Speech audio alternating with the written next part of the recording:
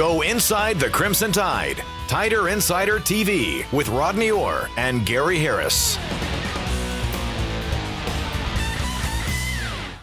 And good evening, everybody, and welcome into Tider Insider TV. We just decided we'd spring it on you this week. How about that? Heck, we don't need an open, presented each and every week by Buffalo Rock. Again tonight, enjoying ice-cold Pepsi Cola. Get by your grocery and get some Pepsi, Diet Pepsi or Pepsi Next. You'll love it just as much as we do on the show. Hey, special day, Rod. You know what today is? Today, the 11th? Yes.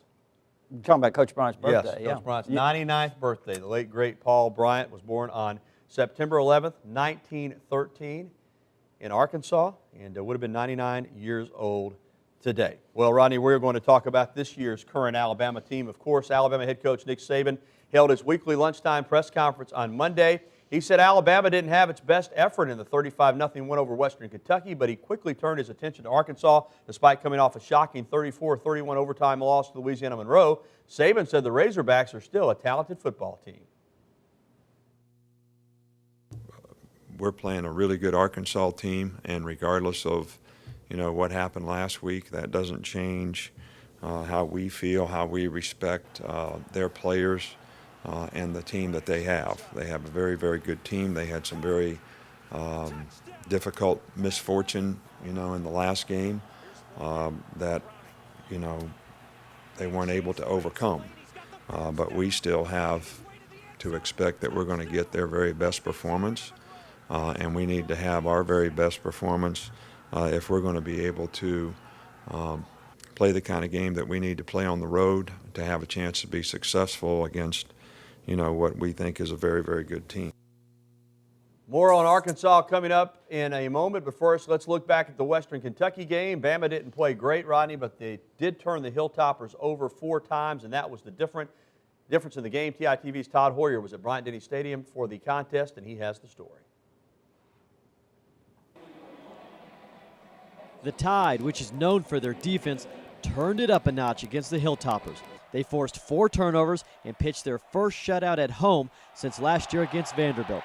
Nick Saban said that was the difference in the game and a huge reason Western Kentucky was kept out of the end zone.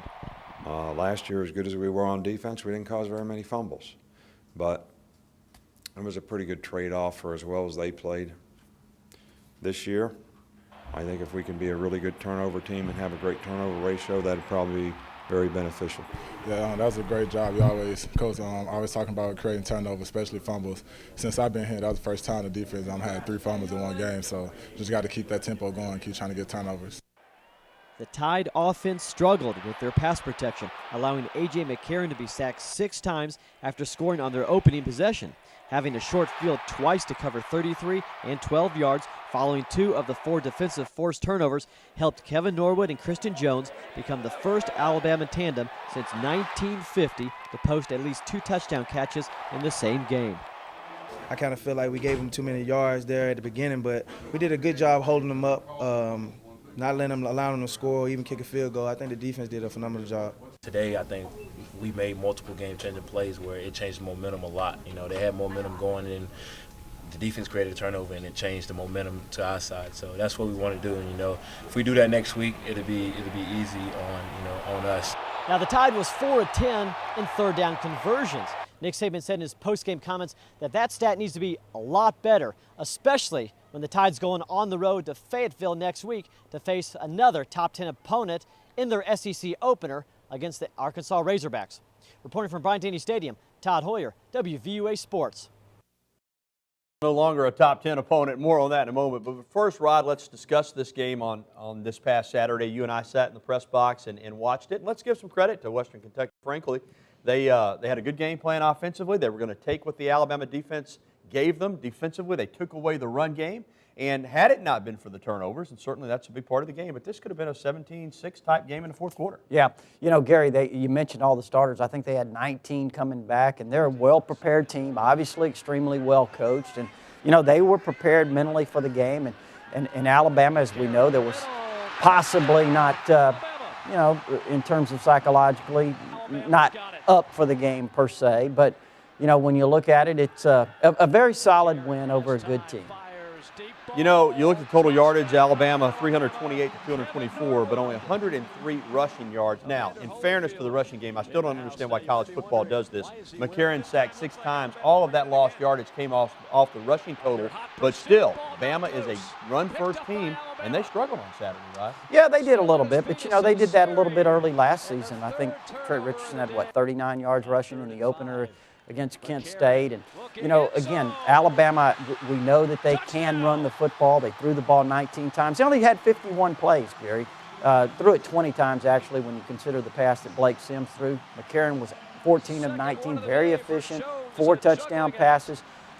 Good to see the passing game in rhythm. And I think that once you get that balance going with the running game, get that running game rotation down with the backs, it's going to be a very potent Alabama offense. Yeah, right. I guess the bottom line is when you win 35-0 and you don't feel like it was a good performance, that kind of tells you where your program is at. And one final thing on Western Kentucky, as we saw with Monroe, the Sun Belt's got some capable teams. It's not like playing Savannah State. Probably out of their 22 starters, you and I said probably 10 to 12 of them are SEC quality, which means on a given Saturday, they are talented enough to pull that type of upset. Still, Alabama won 35-0. Yeah, and you know, a lot of people, when you look at the internet, different places, fans talking, wonder, you know, didn't think the Alabama defense played necessarily well. But you mentioned the turnovers, Gary, and let's be honest, Western Kentucky really never came close to scoring. That's true.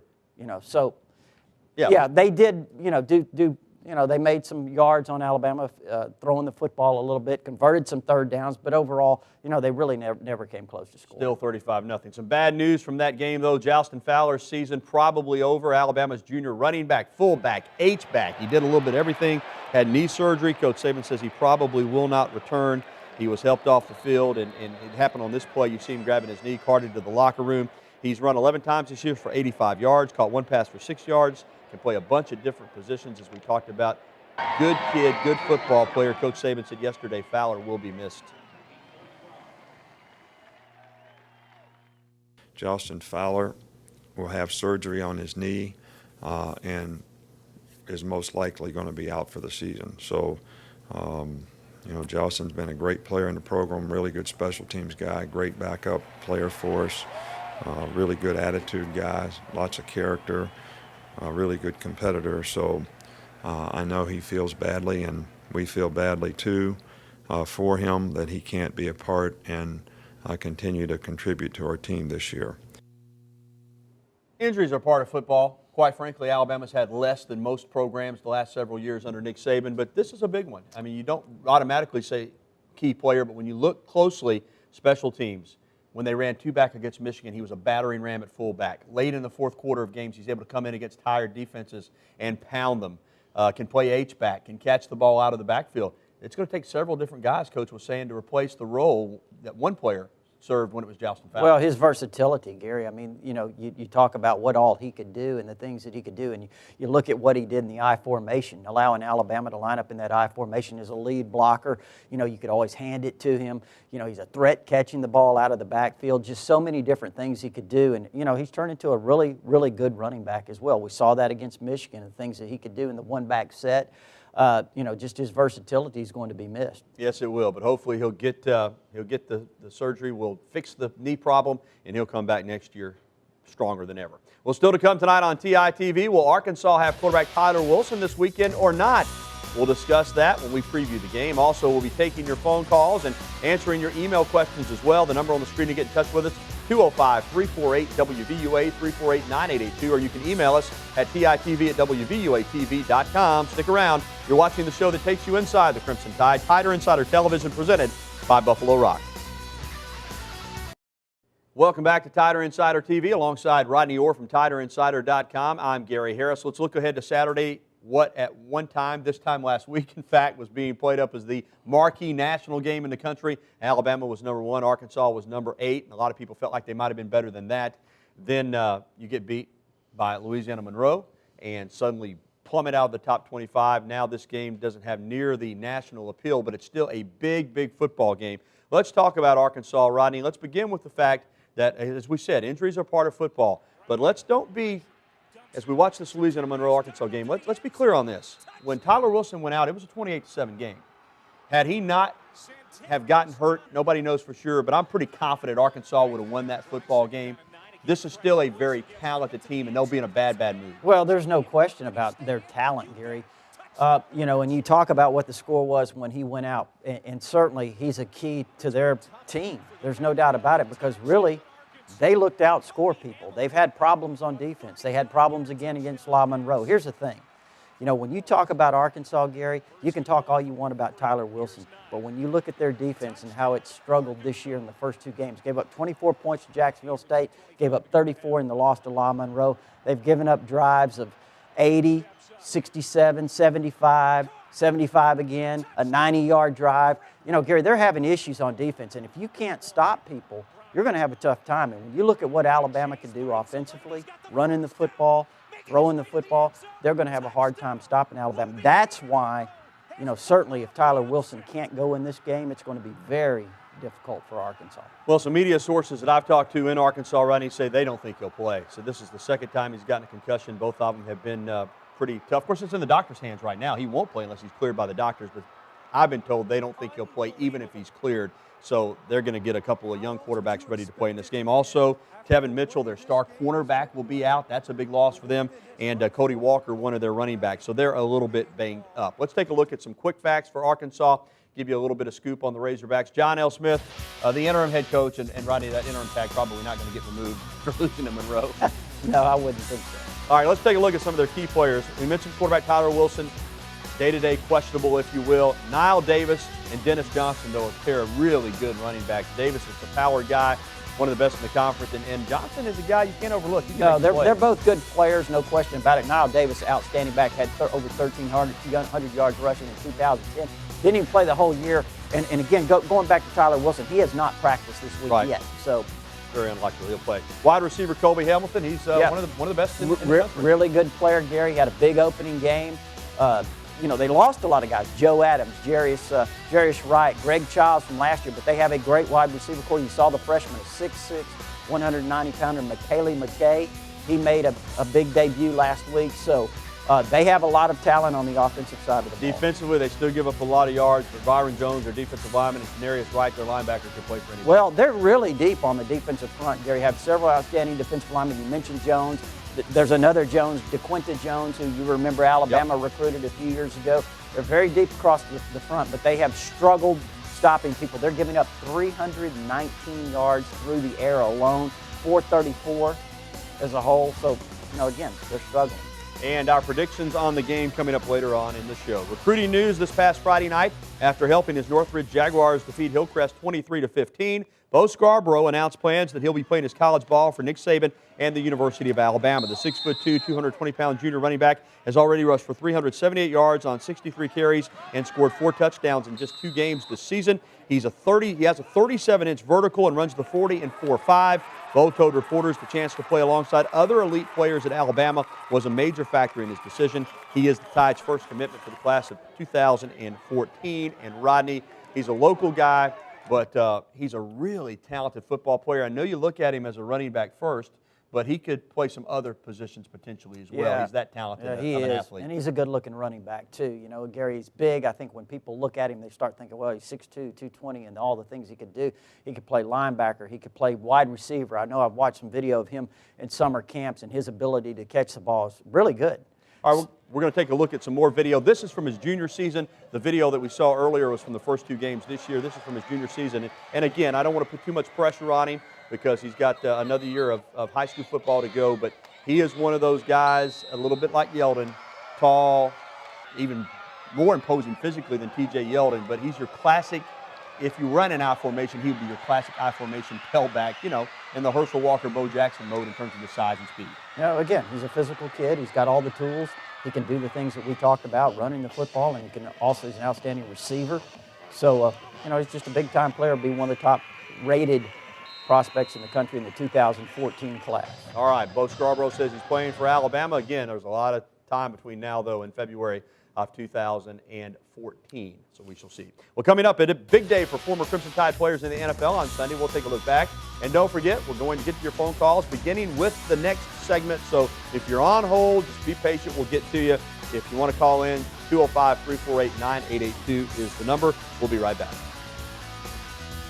Your phone calls in a moment, but first, Trent Richardson came into the NFL with huge expectations, but disappointed in his NFL debut. The former Bama All-American rang up only 39 yards on 19 carries for the Browns in their Week 1 loss to the Philadelphia Eagles, but he did show a glimpse of what he's capable of when he trucked Eagles safety Kurt Coleman. Take a look and a listen. 10 yards on 5 carries, and he's going to get a chance for more here, and loses his helmet and gets 9 yards. Well, that's the Trent Richardson the Browns were hoping for. He gets 9 yards. His helmet got a lot more. I'm sorry, I can't contain myself, but that's what this kid brings to the table. You saw it all right there. A rare combination of vision. He finds the hole, a burst, and then he finishes, and he finishes violently. That's the way you finish a run. That's the way you play football in the National Football League. Let's check in on some other former Bama players in the NFL on Sunday. This offseason, we heard about how ready for the year Julio Jones was and how he looked poised to become one of the NFL's best. On Sunday against the Chiefs, the receiver lived up to the hype. He was dominant, finishing with 6 receptions for 108 yards and 2 touchdowns as he helped fuel the Falcons' big 40-24 win. Mark Barron laid a major lick on Panthers wide receiver Steve Smith, but he displayed more than just a pinch-it for delivering big hits. He also showed he can make a big play when the game is on the line by batting this pass away from Cam Newton intended for Lewis Murphy midway through the fourth quarter. The Bucs won the game 16-10, and that play helped preserve Tampa Bay's victory. Watch it again at the last second. He knocked away a sure reception. And Dante Hightower made a statement that he belongs in the NFL. Chandler Jones forced a Jake Locker fumble, and the ball rolled toward Hightower. Alertly, he scooped up the football and instinctively bullied 6 yards into the end zone, scoring a touchdown. And after he never scored a touchdown at Alabama, he gets one less than 19 minutes into his NFL career. The Pats won it 34-13. NFL update for former Tide players this past Sunday. Now time to update the phones. Let's go to John in Moundville. You're our first caller tonight. John, welcome in. Hey, how y'all doing? Doing great. I was just wondering, do y'all think Alabama can play USC in the championship? Well, John, there's a lot of football left, obviously, but there are a lot of people that feel like those two teams will match up. I will tell you this, it'd be a very attractive game to see Alabama play Southern Cal, one of the marquee names in college football. It would be, John, way too early at this point to really speculate on that, but certainly, Alabama's going to have an opportunity to get there. Indeed. We will see as the season plays on. All right, we're going to take a timeout. More phone calls coming up, so stay with us. Call in right now, 205-348-WVUA. We're back after this. Rodney, it's prediction time so far, 2 for 2. You and I both picked Alabama to beat Michigan and Western Kentucky. Now, though, we turn our attention to the Arkansas Razorbacks, and this is a game, again, that this time last week, everybody would have been gnawing their teeth. Is Arkansas going to knock off Alabama now with the loss to Monroe? With the possibility of having no Tyler Wilson, people are viewing it a lot differently. How do you see it? Well, I'm going to base my prediction on, Gary, that Tyler Wilson's not going to play. He hasn't practiced yet. We've spoken to sources that tell us he won't play in the game. And so I'm going to base my decision on that. Obviously, it's going to make it very difficult when you talk about probably Brandon Allen will be the starter, redshirt freshman. He came in off the bench last week. He was 6 of 20 in that game. And certainly, though he is going to have more preparation time, this defense is a lot different than La Monroe. You look at that, and you look at how Arkansas has struggled defensively. I think they're going to have a difficult time stopping Alabama's balanced attack. I'm not condemning the Alabama offensive line at all, Gary, but certainly they didn't have their best game. I think when you look at that, they're going to be in for a little. They want to redeem themselves somewhat. I'm picking Alabama 34-10. Real quickly, Rodney, I think Arkansas is going to get some points. They're going to be angry. It won't be enough. Alabama wins at 35-20, but I do think even with the backup quarterback, the secondary is going to give up a few plays. So we both like Bama to roll. We'll see on Saturday. That's going to do it for the show. We're going to dinner tonight. We're headed out to Southland Restaurant in Cottondale. Man, it is awesome. If you've never been to Southland Restaurant, join us tonight in about 15 or 20 minutes. You'll be glad you did. For Rodney Orr, I'm Gary Harris. Thanks for watching. Have a good night, everybody.